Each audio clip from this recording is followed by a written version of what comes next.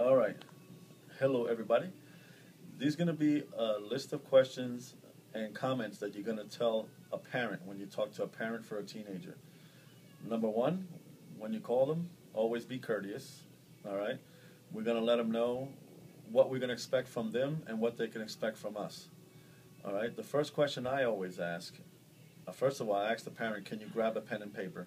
Because I'm going to give you a list of things I'm going to need. All right. Number one, I start asking questions. First question is, how old is your child? They'll tell me the age of the student. My next question is, have they driven more than 45 hours? And of course, the parents will give you that observation record. They'll tell you, oh yeah, my son or daughter has been tracking that time. All right. The next question you ask, how long? Of course, the 45 hours. Now, have they driven for more than 9 months? No, have they? Have they held their learner's permit for more than 9 months? And of course, the parent will tell you they're either at the threshold of the 9 months, or they're 9 months already. Okay, which if they're at the threshold, I would start them, and then at the anniversary date, if being assumptive that they're going to pass that test, then you date it accordingly to the 9-month anniversary. All right. The next question I ask is, have they ever driven on highway?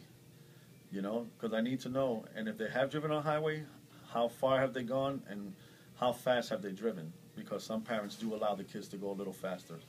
All right, so they give me the answers. All you got to do is ask the right question. All right, and then the next thing I do, I ask the parent, are the kids in school? Some kids, you know, they'll quit school or something like that, but you ask them if they're in school academically wise, they're okay. Okay, that's okay, because that is on the paperwork for the temporary license. All right, and also one other question I ask once in a while is, you know, does your son or daughter have a medical condition that I need to know about? Whether or not they have to be rushed to the hospital or a doctor. Now, you can leave that up to yourself, but I always ask because I had something happen in the past, and I'll explain that to you if you ever ask me about it, where a kid had a medical condition while driving. All right, now the next thing I do is I ask the parent to write down exactly what I'm going to need from them. They're going to write, I tell them, you need to go to the website, safedrivingacademy.net. Upper right-hand corner is a download button. Click on it. That's the PDF file. You need to print the contract, have that filled out for me when I go to pick up your son or daughter, and have a check for $245 attached to it, made out to Safe Driving Academy. All right? The next thing I tell the parent, make sure the student has the green card, the DEC-1 form. That's the card that they give once they complete the driver's education course in high school, okay? And that'll give all the information you need, all right? That for the temporary license. And then last but not least, a copy of their learner's permit. Just the front. No, don't have to do the back, just the front copy. And all that paperwork should be given to you as an instructor when you go pick up the parent. And make sure you make it a point that when you pick up the parent, to go meet the parent. If you have an opportunity, meet the parent outside the house. Make sure you meet with them, the mother, the father. Introduce yourself. Let them know what to expect, all right? Give your business card, all right? And then, you know, they appreciate that you stopped in, not just pick up the kid, not know who you are. You know, you definitely want to introduce yourself, okay? Remember, these people are minors, and we have to make sure that we're dressed appropriately, our cars are clean, and make sure you wear the new safety vest, okay? Because that helps the authorities that are driving around us. They can tell who the instructor is, okay?